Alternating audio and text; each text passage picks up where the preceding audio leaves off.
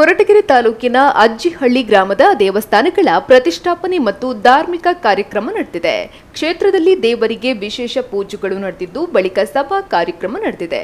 ಈ ವೇಳೆ ಸಿದ್ದರಬೆಟ್ಟ ಕ್ಷೇತ್ರದ ಶ್ರೀ ರಾಂಬಾಪುರಿ ಕಾಸಾ ಶಾಖಾ ಮಠದ ಪೀಠಾಧ್ಯಕ್ಷರಾದ ಶ್ರೀ ವೀರಭದ್ರ ಶಿವಾಚಾರ್ಯ ಸ್ವಾಮೀಜಿ ಅವರನ್ನು ವಿಶೇಷವಾಗಿ ಗೌರವಿಸಲಾಯಿತು.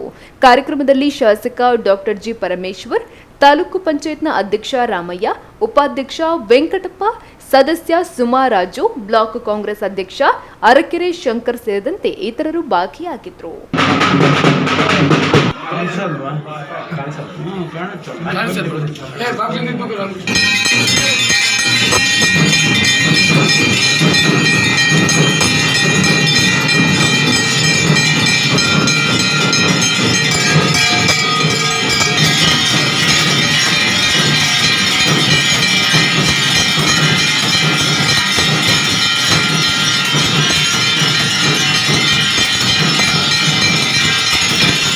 ಆಯುಧ ಇದೆ.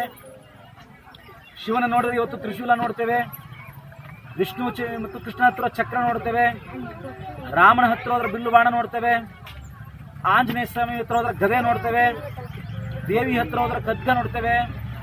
ಹೀಗೆ ಪ್ರತಿಯೊಂದು ದೇವರ ಕೈಯಲ್ಲಿ ಆಯುಧವನ್ನ ಇರುವಂತ ಉದ್ದೇಶ ಏನು ಅಂತ ಹೇಳಿದ್ರೆ, ದೇವರ ನೋಡಿದ ತಕ್ಷಣ ಬರೀ ಭಕ್ತಿ ಅಷ್ಟೇ ಅಲ್ಲ, ಒಂದು ಕಡೆ ಭಯವೂ ಸಹಿತ ಇರಬೇಕು. ನನ್ನನ್ನ ಎಚ್ಚರಿಸಲಿಕ್ಕೆ ದೇವರಿದಾನೆ ಎನ್ನುವಂತ ಭಯ ಭಕ್ತಿ ಇದ್ದಾಗ ಮಾತ್ರ ಆ ಭಕ್ತನು ಸನ್ಮಾರ್ಗವಂತನಾಗಿ ನಡೀಲಿಕ್ಕೆ ಸಾಧ್ಯವಾಗುತ್ತೆ. ಅದಕ್ಕೆ ನಮ್ಮೆಲ್ಲ ಪೂರ್ವಿಕರು ಭಯಭಕ್ತಿಯಿಂದ ಇರಬೇಕು. ಯಾರಾದರೂ ಮಗು ಒಂದು ಮಾತು ಕೇಳದೆ ಹೋದರೆ ಆ ಮಗುಗೆ ಯಾರು ಕಂಡ್ರು ಭಯಭಕ್ತಿನೇ ಇಲ್ಲ ಅನ್ನುವಂಥ ಮಾತನ್ನು ನಾವು ಬಳಸ್ತಾ ಇರ್ತೇವೆ ಶಬ್ದವನ್ನು.